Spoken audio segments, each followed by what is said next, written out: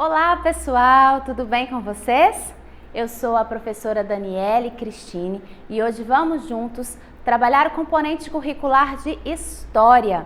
O tema que nós vamos ver hoje são as formas de organização social e política, a noção de Estado. Nós vamos estar dando continuidade à nossa aula anterior, que fala exatamente sobre isso. Vamos lá? Nós vamos recapitular um pouco aqui para que nós possamos prosseguir. Acompanhem comigo. Vamos relembrar primeiro o que é nação. É uma comunidade estabelecida em determinado território. Nós falamos que o Brasil é uma nação. Estado, se lembram? Aí o que é Estado?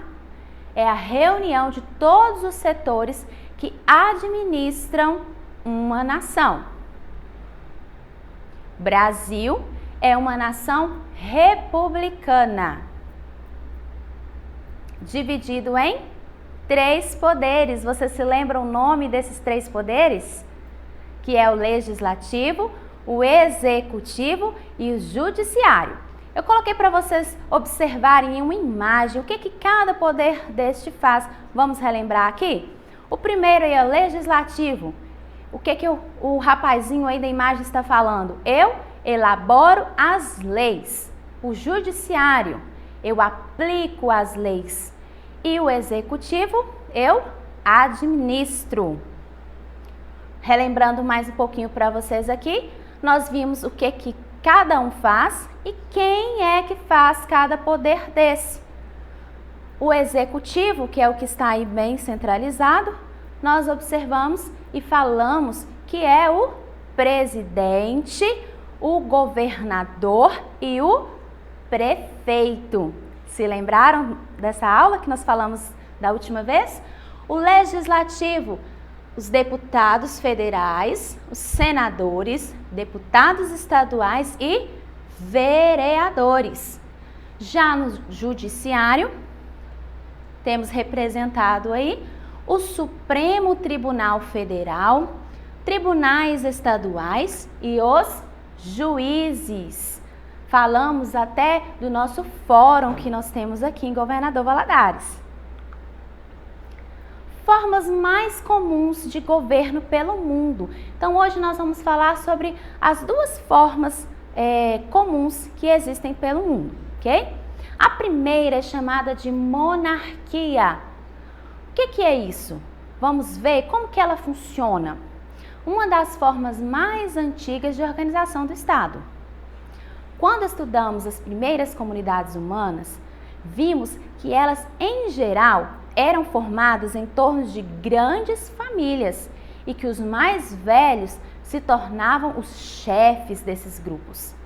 Com o crescimento das aldeias, que se transformaram em grandes cidades, os chefes das famílias passaram a ser reis e essa é a origem das monarquias, dessas grandes famílias que foram sendo passadas aí de geração em geração.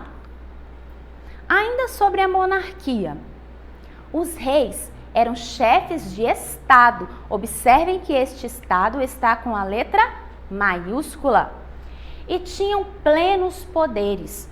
Quando um rei morria, ele era substituído pelo filho mais velho ou por outro parente próximo.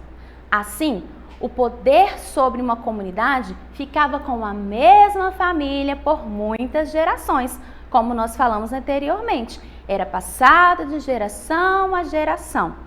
O rei morria, passava para o seu filho. O filho morria, passava para o filho do filho. E assim seguia até acabar essa realeza.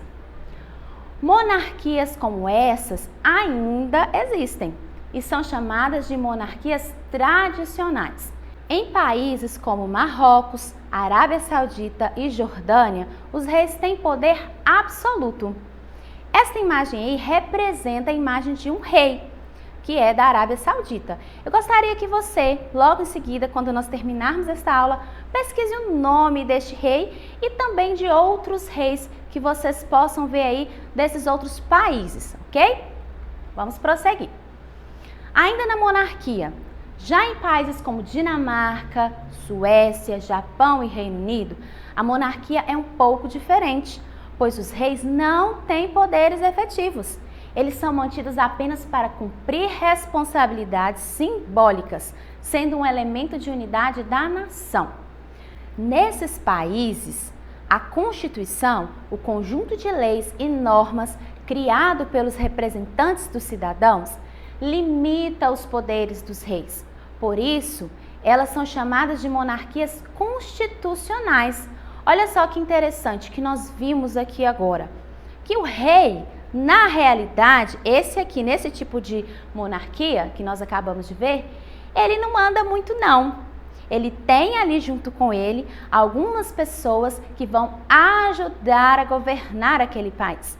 Mas simbolicamente, ele é sim o poder maior daquele lugar ali. Às vezes, quando nós vamos estudar, a gente imagina como nos filmes, né? Que o rei, que a rainha é quem manda em tudo e é ele quem faz todas as regras. Mas neste caso aqui, não. Ele tem algumas pessoas que irão auxiliar, o que é diferente do anterior, onde o rei, ele sim, governa plenamente. É ele quem dá todas as regras daquele país. Vamos continuar?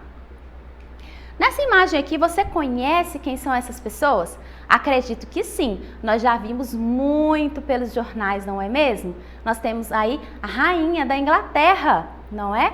Temos ela junto com o seu filho e a princesa. Essa princesa aí foi muito falada, vocês sabem por quê? Porque ela foi tirada do povo. Ela não tinha sangue real, até então ela não tinha o sangue real. Até descobrirem que mais longe, ela fazia assim parte de alguma das linhagens de reis e rainhas. Então ela é uma princesa plebeia, uma princesa que foi tirada do povo. Por isso o povo gosta muito dela. Nós vamos ver aqui ainda mais uma forma de governo pelo mundo. Neste caso é a república. Diferente de um rei que sobe ao trono por ser filho do antigo rei, na república o chefe de estado é o presidente, eleito pelo povo. Ele pode ficar no poder por determinado período e deve prestar contas de seus atos.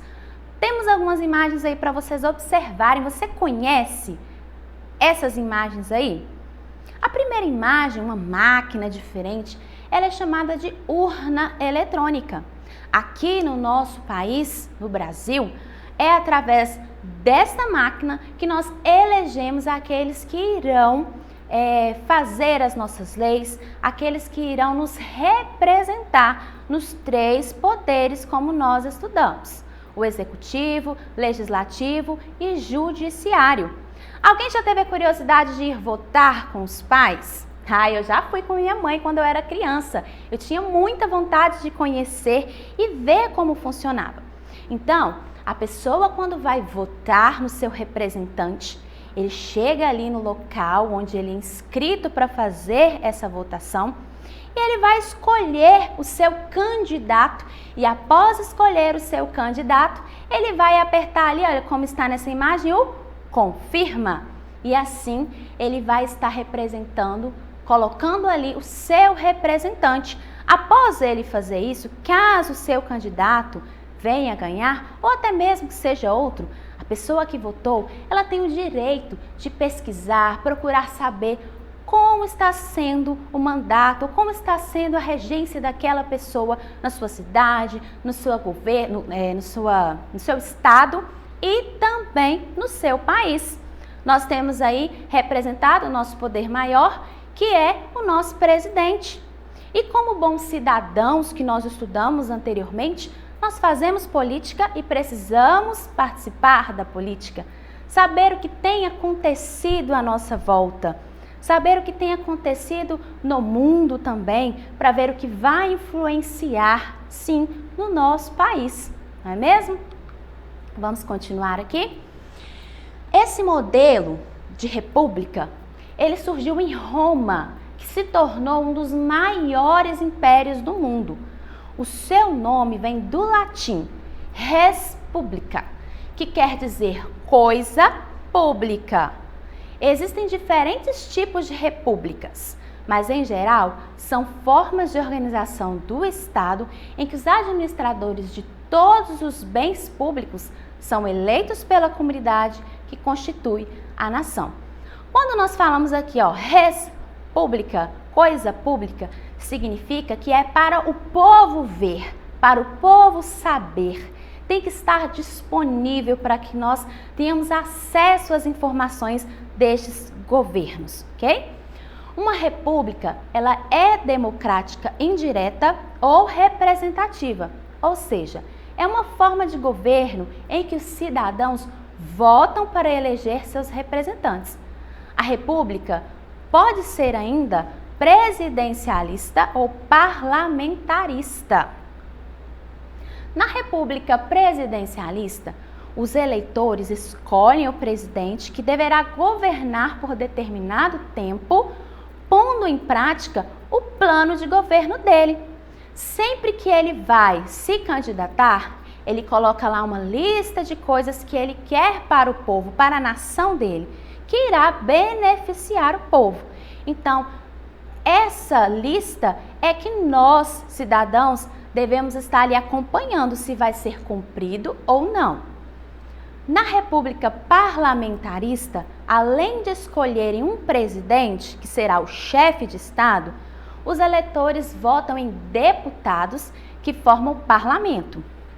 Esses deputados escolhem o primeiro-ministro, que atuará como chefe de governo, isto é, como governante do país. O sistema parlamentarista pode existir também nas monarquias. Por isso se diz que na monarquia parlamentarista o rei reina, mas não governa, como nós falamos anteriormente, aquele rei que está ali simbolicamente. Outra forma de organizar o Estado é a democracia direta, que foi mais comum na antiguidade, por exemplo, nas cidades gregas. Nela, o povo participa diretamente da administração dos interesses das coisas públicas. Esse sistema de governo só tem condições de ser posto em prática em lugares em que a população é muito pequena. Nós vamos ver aqui ainda, dividido para vocês entenderem, essa democracia partidária. Como que ela funciona? Vamos lá? Nós temos aí a direita, que é o modelo clássico grego. Como que funciona nela? Os cidadãos participam das decisões governamentais.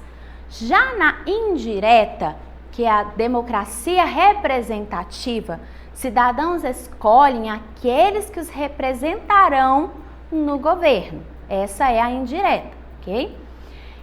Semidireta, que é a mista. Direta mais indireta. Cidadãos escolhem seus representantes, mas são previstos mecanismos de intervenção direta. O nosso país está enquadrado neste aqui, semidireta, que é mista, ok? Bem, eu espero que vocês tenham compreendido um pouco sobre essa noção de Estado, quem são os nossos representantes, como funcionam esses três poderes. E que vocês sejam cidadãos ativos, que fiscalizem, que procurem saber o que está sendo feito para a sua nação, para o seu povo.